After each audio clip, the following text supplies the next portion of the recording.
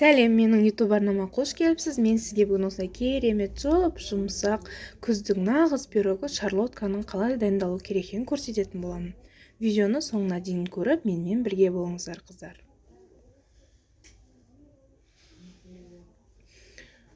Біз ең алдымен осылай 4 алманы алып, екеуін бірде мен көрсеткендей етіп, қалған екеуін де дәл мен көрсеткендей етіп, екі түрлі қылып тура боламыз. Бірінші осылай 4 бұрышты болады, бірінші турау, ал екіншісі дәл осылай жұқа етіп, бетін әсемдеуге және астына қоюға тура баластар. Полный 4 алманы.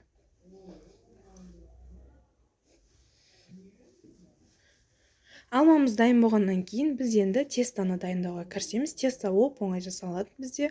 Осылай жұмыртқаны ыдысымызға жарып аламыз да жақсылап көпіртіп аламыз. Екі есе көпіргеннен кейін үстіне шекерді салып, шекердің барлығын емес азғанасын алып қаламыз.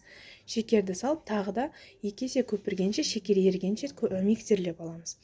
Шекер еріді ау деген кезде осындай сливочный массаны қосып жібереміз де тағы да араластыратын боламыз. Кейін разрыхлитель саламыз. Разрыхлитель барлығының қанша қажет екенін мен описанияға міндетті түрде жазып қалдыратын боламын, қыздар. Кейіннен електен өткізілген ұнды салып, жақсылап араластырып, теста дайындап аламыз, қыздар. Теста дайын болғаннан кейін алмаға осылай қарайып кетпес үшін лимонның суын қосамыз да, осылай алманы салып, барлығын бір келкі теста етіп араластырып алатын боламыз, қыздар.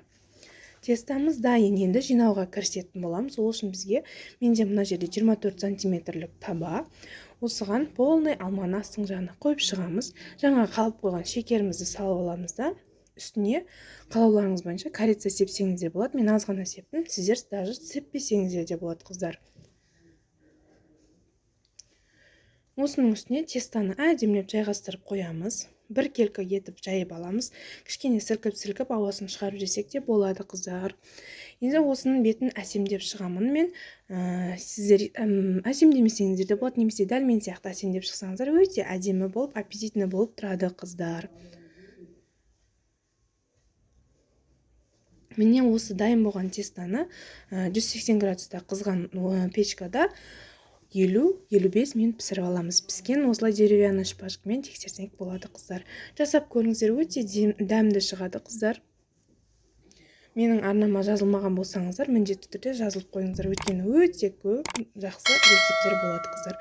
Суытқан кезде осылай бірінші ыдысында тұрғаннан кейін суытып, кейін барып қалыптан шешетін боламыз, қыздар.